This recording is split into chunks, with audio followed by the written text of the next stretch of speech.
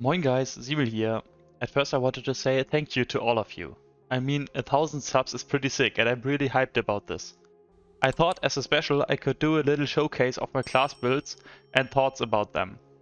This was also requested a few times. So without further ado, let's get right into it. Okay, let's get started with the warrior. The warrior is a pretty varied class. You can play it from closest combat up to range battles.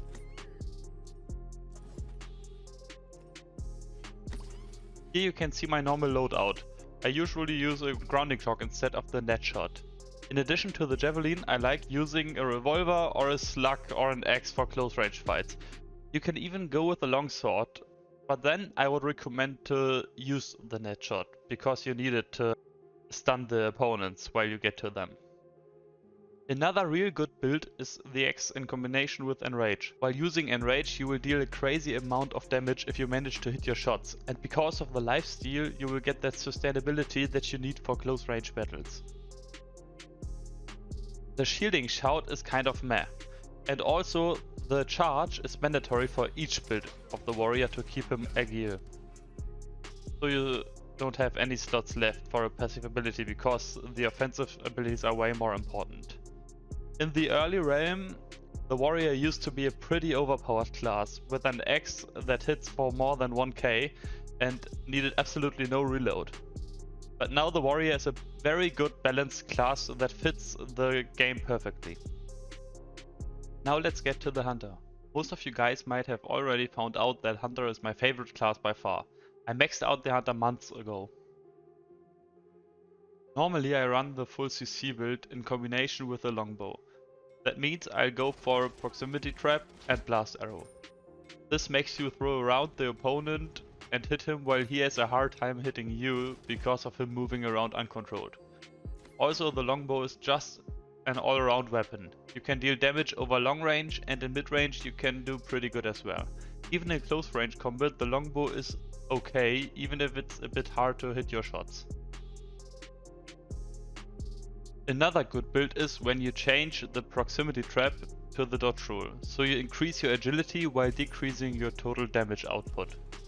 This can be much fun as well, depending on which playstyle you prefer. Some people also play the full movement build, when you go dodge roll and lightfoot potion, which lets you move around in an insane way, especially since the grappling hook is by far the coolest movement ability in the realm. But I don't really like that build because you can't interrupt the opponent CC wise. The flare also is not bad, especially when you are playing with mates. But since the cooldown got increased drastically at the Reforged update, I don't really play it anymore. Last but not least, the crossbow. The crossbow is a good weapon overall for close to mid-range combat and goes with every build. It can deal very much damage very fast. But Realm is more about the single shot weapons, I feel like, where you peek, shoot and go back to cover. So I feel like the crossbow doesn't fit the playstyle. At least for me, even though it's pretty much fun to use it every now and then. Next class is going to be the Assassin. I feel like the Assassin is the overall favorite class of the majority. And for me it's one of the best classes as well. In my opinion, the Assassin has only one correct build, and that's the sniper rifle with the conch bomb and decoy. As the primary weapon I always take what I can get, like a revolver, a slug rifle or a heirloom rifle. Sometimes even a pistol or a shotgun serves. Usually I try to build at my first forge the sniper rifle as well as update my primary weapon.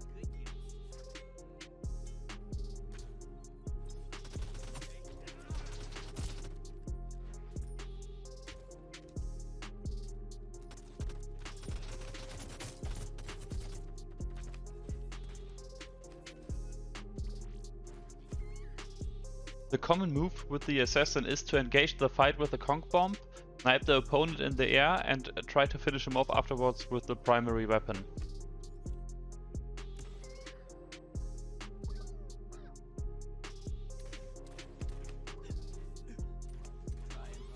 The smoke screen is not bad, but just not as good as the decoy.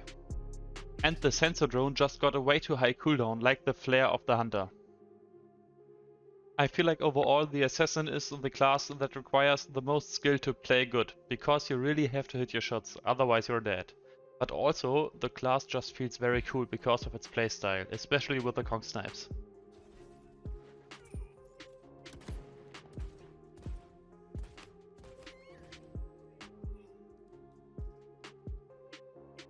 Okay, now let's get to the Mage. As you guys can see at the level count, I'm not playing Mage that much. It is my least favorite class, even though it's pretty strong as well. Usually I'm running this build with the Fire Staff, the Ice Block and the Fireball. With the Fire Staff, Fireball, Fire Staff combination, you can deal pretty much damage kind of instantly. And the Ice Block is your backup strat for waiting on cooldowns or just healing a bit. It also serves as a single shot block, which can just be the little bit you need to win a fight.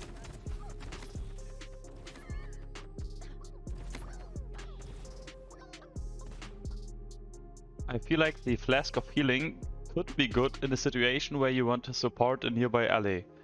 But in a solo round, the Ice Block just beats it. The Ice Staff is dealing quite some damage as well, but it's hard to hit the whole burst in close range combat. For long range combat it's pretty good, but I also like to use the Slug Rifle or the Automatic Sniper as well. Overall, I am missing the Soul Gust on the Mage, since it was the only possibility of dealing any CC with it. But Mage is still worth trying every now and then.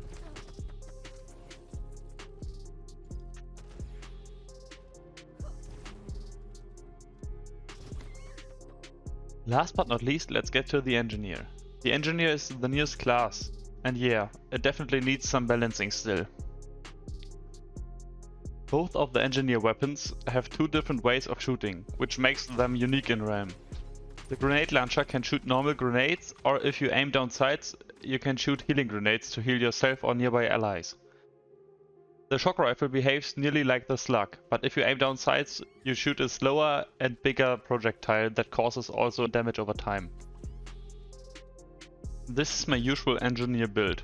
The Grenade Launcher and the turret are both kind of optional though, and you can replace them with a Shock Rifle or with a Fire Grenade. The Rocket Dash is mandatory for each build of the Engineer. It turns the movement to maybe the best in the game.